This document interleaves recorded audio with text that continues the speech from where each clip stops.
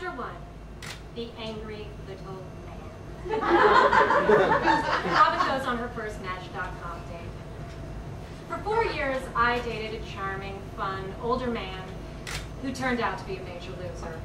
He not only broke my heart, but he also destroyed my trust in men and confidence in myself. After finding out he was cheating on me with some Botox suburban Barbie doll with 3 kids, I dumped his ass and spent the next 6 months feeling sorry for myself, crying, and being depressed. My friends were getting fed up that I couldn't get past him, and I wasn't going to meet anybody with red swollen eyes, so I decided the pity party was over. If Jennifer Aniston could recover after being cheated on and dumped by Brad Pitt, then I should be able to get it together too. So I decided it was time to go online, and Match.com was my first choice. I met Bruce, a 45-year-old writer for business publications, on Match.com. His photo was cute, so I winked at him. Within 1 minute, he winked back. I scanned his profile. Keyword here is scanned, not read. And soon we exchanged some emails, then phone numbers. How exciting. My first Match.com date was being planned. This was easier than I thought. What the hell was everybody complaining about? Clearly, I wouldn't be single for long. Bruce called me, and surprisingly enough, we had a really nice conversation. No awkward pauses, no stammering, and no lack of topics to talk about, so we made plans to meet for lunch. I decided to actually read his profile in detail before heading out the door for my date. Said he was divorced, no kids, Jewish, and... Wait a second. He's only 5'7"? Okay. 5'7" wasn't that bad. I could live with that.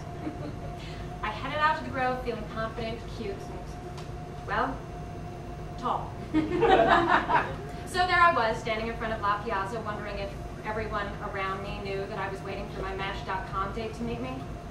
Could they tell? Did it show on my face?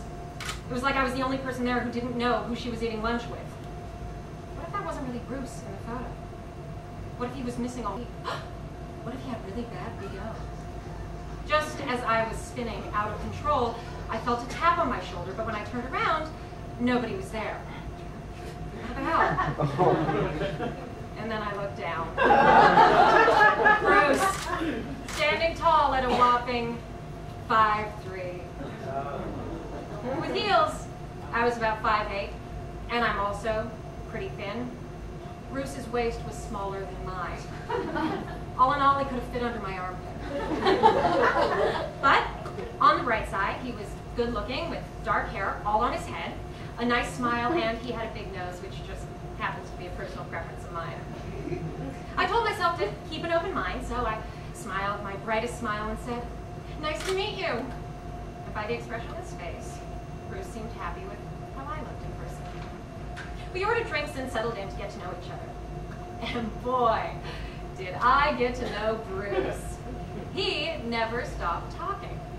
Bruce, if you ever read this, a word of advice. Shut up! I knew more about Bruce than his own mother did. Here's the condensed version. Bruce's first wife turned out to be a lesbian who left him after 15 years of marriage for another woman. Bruce told me he was determined to get back at her. This should have been my first red flag. After his first marriage failed, he decided he was going to find his high school sweetheart on Classmates.com, and he did. Turned out she was single, loaded, living in Brentwood, and gorgeous. Bruce hit the jackpot. But alas, that relationship didn't work out, and after only 2 years of marriage, she left Bruce for another woman. I swear I'm not thinking this. High school sweetheart had lots of money, none of which she gave to Bruce in the divorce, so now 45 years old and twice divorced, he's living in a guest house and looking for wife number 3. Throughout the whole conversation, he kept reminding me that he did indeed really like women, apparently not as much as his ex-wives, and he was not bitter. Really, he's not bitter, he shouted as he stabbed the fork into the table repeatedly. Oh my God, I had to get the fuck out of here. By this time, I swore everyone else in the restaurant was staring at me. Did that lady at the next table hear him? Were they wondering why he's so small?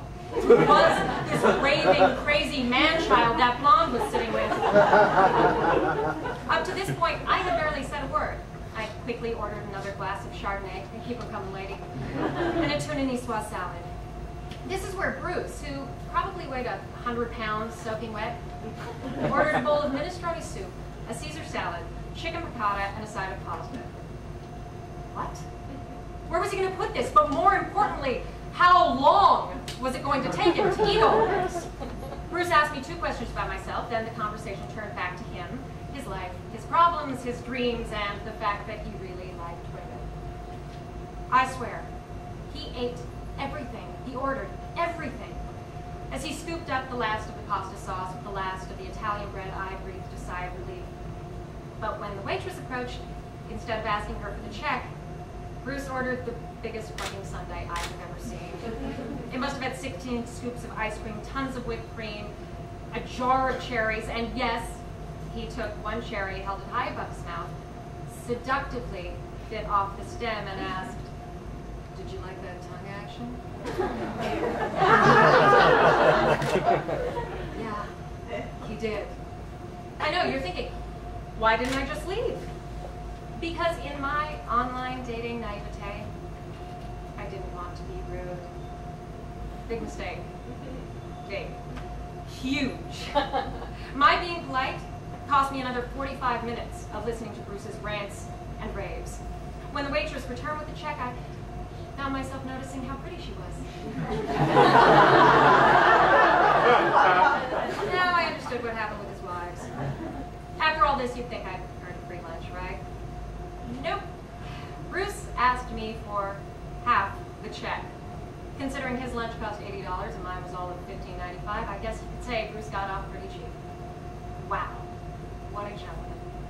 As we were leaving the restaurant, I tried sprinting to my car, but before I could run away, Bruce said he had had a wonderful time and wanted to see me again. Lost for words, and along with that stupid naivete, I said, "Sure, give me a call." Hey, I had caller ID, no worries.